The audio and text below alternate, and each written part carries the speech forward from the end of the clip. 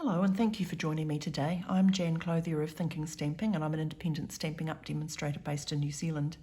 And today I'll be sharing with you how to make this card using the Dainty Delight bundle, which is from the January to April 2023 mini catalogue. And if you don't have one and you live in New Zealand, you'd like one, please message me. I'm happy to send you one. And if you see any products that I use today that you'd like to have as part of your craft stash, you're welcome to shop with me. And there's a link to my online store underneath this video and at the end card at the end of this video.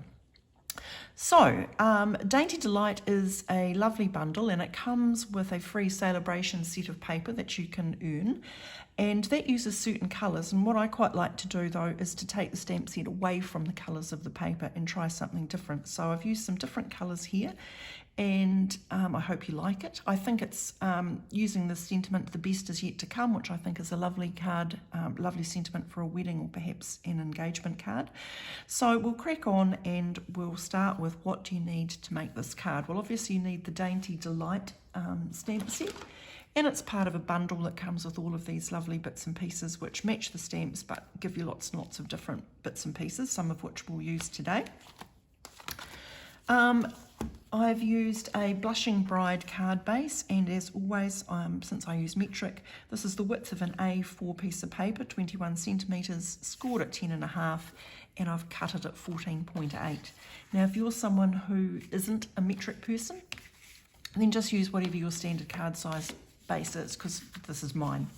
Okay, so Blushing Bride base.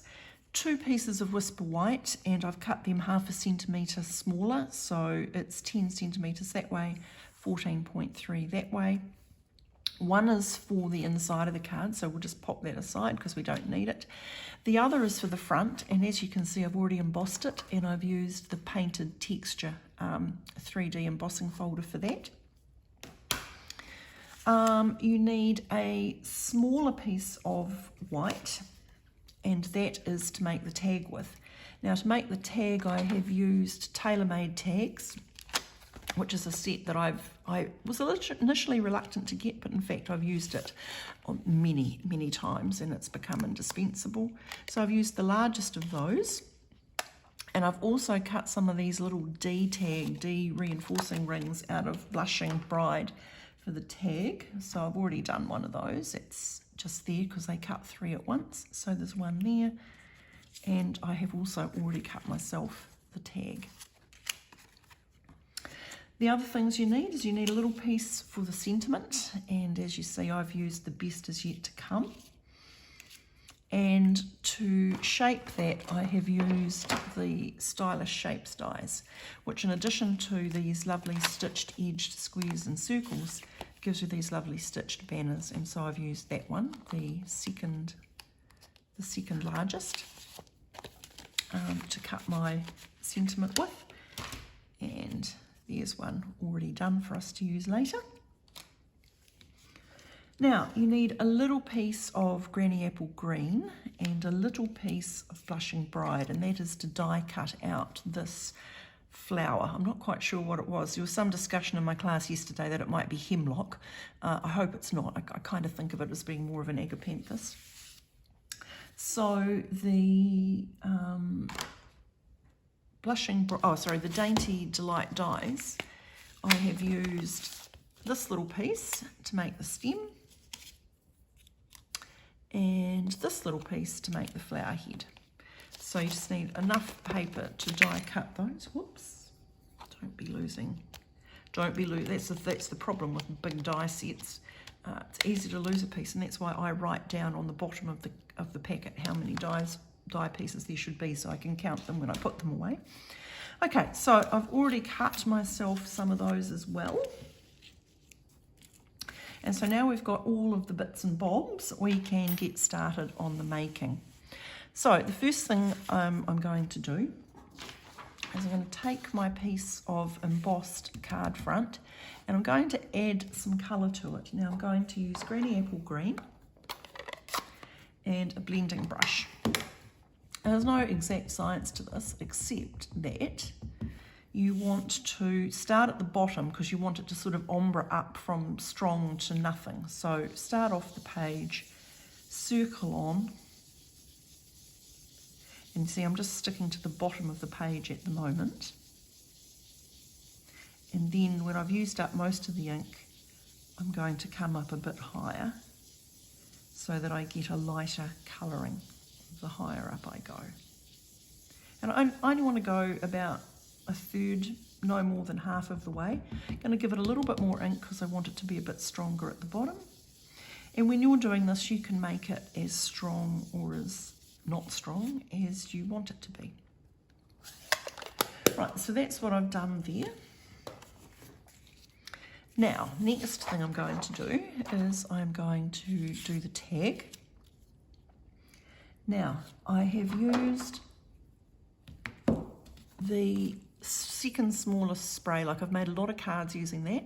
This time I'm using that second spray there because that fits nicely on the tag, and I'm just going to ink that up with some tuxedo black.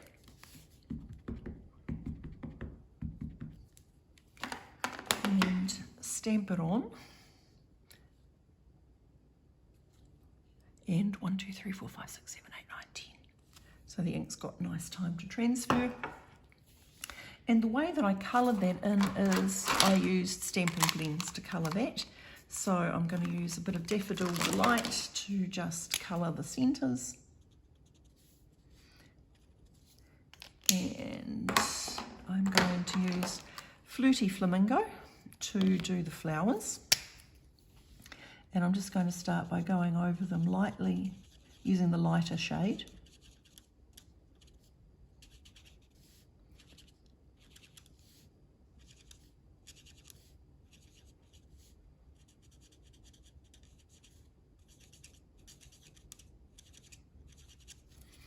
And then I'm just going to come in with some accents of the darker colour, just to give it a bit of depth. So it looks, kind of brings it to life when you add a bit of darker colour. And if this was a larger image, and if it wasn't going to be partially obscured by a die cut, I'd go back in there and blend that out a little bit more. But in this case, I'm not going to. So I'm going to start again with the leaves. I'm going to start with light granny apple green.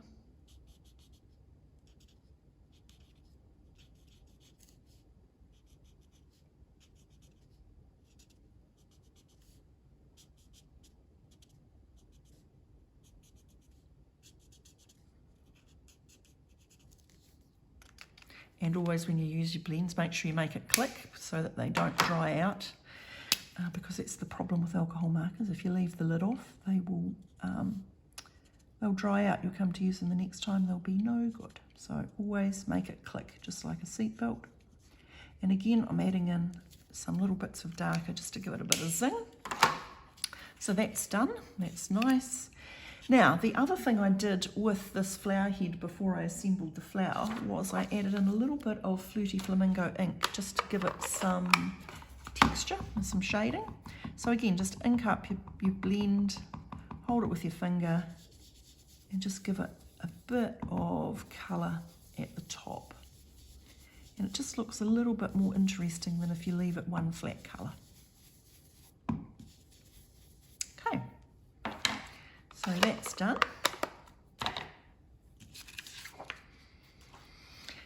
Now we are up to a bit more assembling. So at this point I'm going to get my silicone mat, my sponge and the glue. I'm going to give myself a little bit of glue, and I'm doing my gluing this way because I'm dealing with lots of small pieces and it can be a bit fiddly. So I'm going to do it this way. I'm going to just tap in my old piece of sponge, dabble on the back, and this way reduces the amount of ooze you get and just makes it easy to manipulate those small pieces.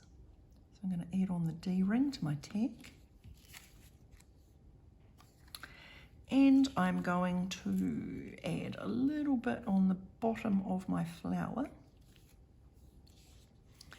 and then attach it to the stem. I don't think there's an exact science to this. I think it's just attach it however you like the look of it. I have also made cards using this set where I've put the stem on the outside so that the green bit shows up more. So really just, whatever you like the look of. If you like it to be a bit down a bit further, put it down a bit further, however you like really.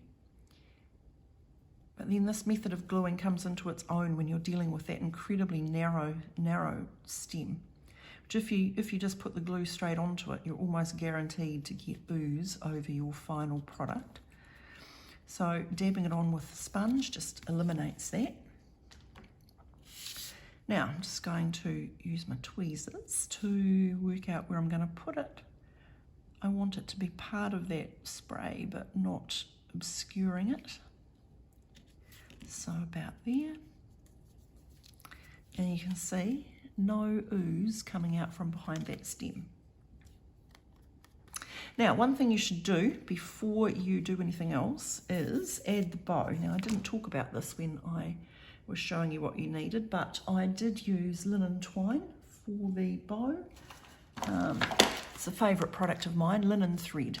And you can see I've almost used up that one, but never fear, I've got spare in my drawer because I always have some in my stash. Okay, so I'm going to thread that through, put the tails through the loop, and tie the bow. You can do it after you've glued it on or attached it to your card front, but it's a lot easier if you do it beforehand, and then you can just fiddle around with the bow until you get the tails how you like. You can trim them if you like short tails, whatever. Okay, so now we're up to the final assembly. So I'm going to take my card front and my glue. You know, glue, if you're a tape person, use tape. I like glue because it gives you wiggle room. If you don't get it on quite straight, you've got time to fix it. You don't need a lot of glue because you do not want to put the two pieces of paper together and have ooze coming out from between them. So just a light touch of glue. And you can see I can now, because I've glued it, I've just got a little bit of time to glide it into the optimum position. Now, I'm going to glue that on there, but if you prefer the look of it on dimensionals, you're welcome to do that. The reason I'm not doing that is because I'm going to put the sentiment on dimensionals, and I thought it was a bit of overkill if I did them both. So I'm just going to pop that there. And I am popping the sentiment on dimensionals. So 1,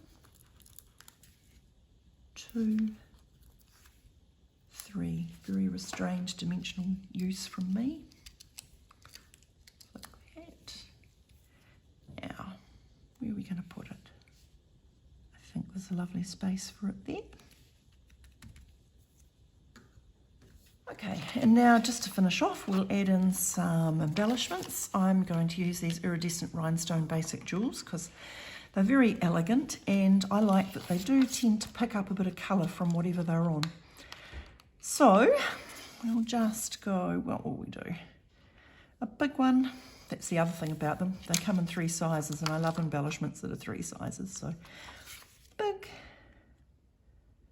middle, and small. Okay, so we're nearly there. The other thing I'm going to do is for the inside, I'm not going to do it now, just show you what I am going to do. I've just done exactly the same little spray and coloured it. I'm just going to add that in. And I think this will make a beautiful card for perhaps a wedding, maybe an engagement. You could use it for a milestone birthday.